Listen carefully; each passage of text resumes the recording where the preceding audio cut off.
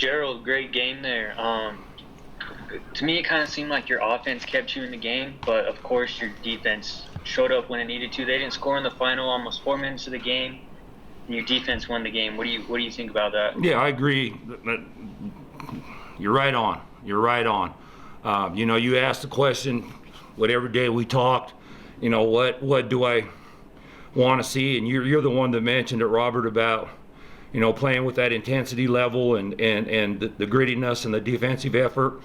And it took us a little bit. I mean, we got a lot of kids out there trying to figure out how to guard, what to do. But I thought actually we made a couple adjustments on how we were going to guard them, and I thought we responded, and especially down the stretch when it mattered. And then even the shots that they made before that were we took away some of their threes and made them make tough twos. So that's exactly what we talked about as an adjustment. So yeah, I'm pleased. I'm not pleased with the first half defensive effort. That's just the coach in me. But I am definitely pleased with what we did in the second half. And like you said, I'm going to say from part of the third and through the fourth. Gerald, Azudu had the hot hand, and it seemed like that was kind of frustrating you and the rest of the staff. What was the game plan with her, and was that kind of unexpected coming in? Totally unexpected. I mean, you look at her numbers from the three, that's just one of those things that, we know what Boyd could do. We know what Claire Grit could do. Those are the kids we're chasing and going over and doing everything on. And I can't even tell you how proud I am of Quinn. I mean, Quinn. I told Quinn, I gave Quinn a challenge yesterday. I said, we don't call them, we call them by numbers so they get used to them. I said, I want number 0 to have nightmares of you on Saturday night. And you know what? Quinn did a great job on her. I think held her 13 under her average. Made everything tough for her. I mean, she had been getting like 14 threes off a game. And we took that away. Now with the Zudu, yeah, the scout was at first, hey, you got to be there, but, play off for the drive, and then she got hot, and then, but once again, I was happy down the stretch again because we started switching everything, and then it made those shots a lot tougher and didn't go as easy for her. Were you kind of surprised they went in man toward the end of the game, because it seemed like their zone was working pretty well, their zone defense? I thought their zone bothered us a little bit. I think they had only played like 5 possessions in the first 2 games of zone. And then what we did is we changed how we were attacking that zone. We actually ran one of our man offenses against it because we saw the middle was so open. It's kind of when we started getting some easy ones there. And then I think that they thought then their best chance was they had to go back to man. But I think, to be honest with you, without looking at the film, I think there was a couple of times they really weren't quite sure whether they were trying to match us or they were in man. And we got some easy cuts, into the paint, and was able to get the ball there and finally finish some. Because I'll be honest with you, one of the things I'll have to go back, and I'm not going to do it today. I'm going to do it tomorrow morning, but before we get ready for Gonzaga. But I thought we left. I'm going to say we left a lot of points on the table. I thought, especially early, I thought we had good looks. At one point, Quinn couldn't just. I think Quinn was so tight and so keyed up. A lot of her little drivers and stuff were off, and then I just think I was scared we couldn't score 79 points if we were the only team on there, and I think we probably left a good 11 or 12 points still out there. So I'm pleased with our effort, yeah.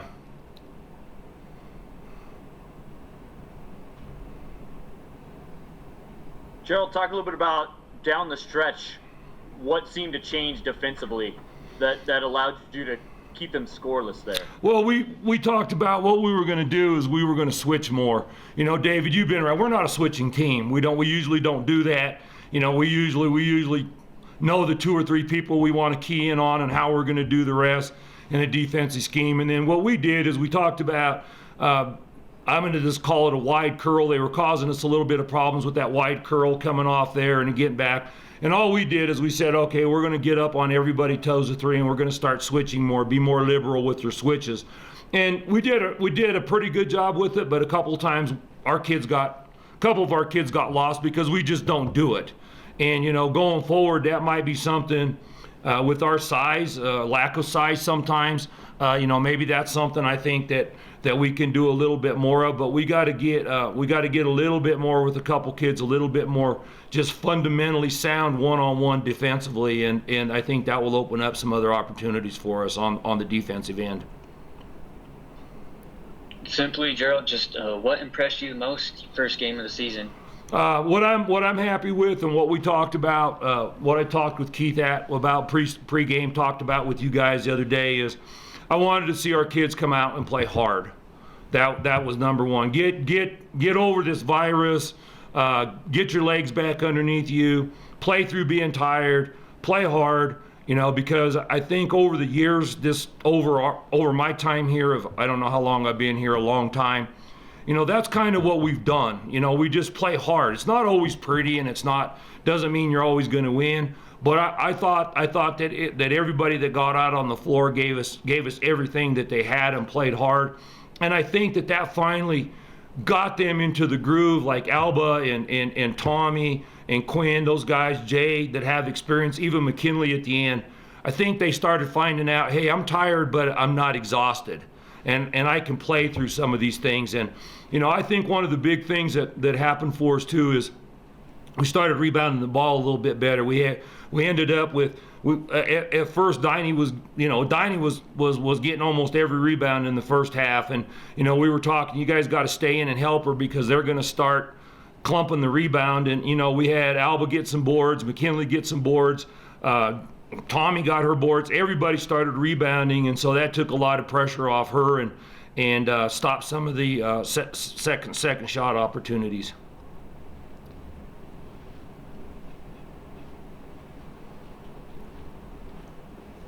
Anything else, guys? Coach, how did you feel about the conditioning element? I know I talked to you about that a few days ago. It looked like you guys kind of found your groove late. Yeah, I think late. I think it took us a while. I think Alba was exhausted. It's like I told you guys, about 4 trips down, start the game, Alba was just exhausted.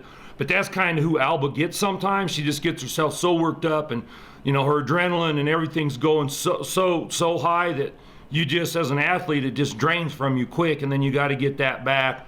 A couple times she said she was exhausted, but I think once again, as the game went on, they started, like you said, to get their legs back under them and just get a feel for the game. But I also think, once again, I think by us playing the way we finally started playing and doing some things, I think it allowed the game to slow down a little bit too and play it at a pace we like to play at, instead of just, hey, we got to run 100 miles an hour and try to get back and get spread out and do whatever. So when we was finally able to take the lead, I think that was it. We were then able to kind of control the pace on both ends, and I think that helped us down the stretch with our fatigue.